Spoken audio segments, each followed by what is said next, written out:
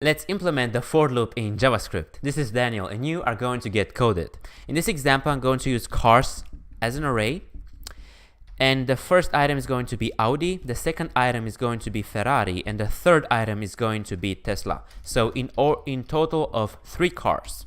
Then I'm going to implement the for loop. So for let I equals 0, this is the starting point, I less than cars.length and I plus plus.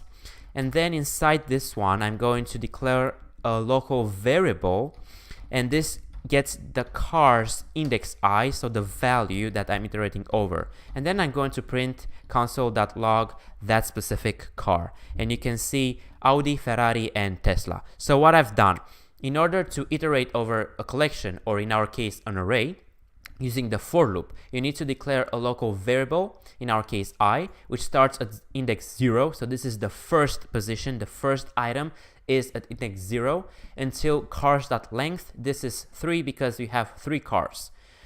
While this is true, we are going to run the statements inside the for loop. In our case, we declare a local variable and then we print that value.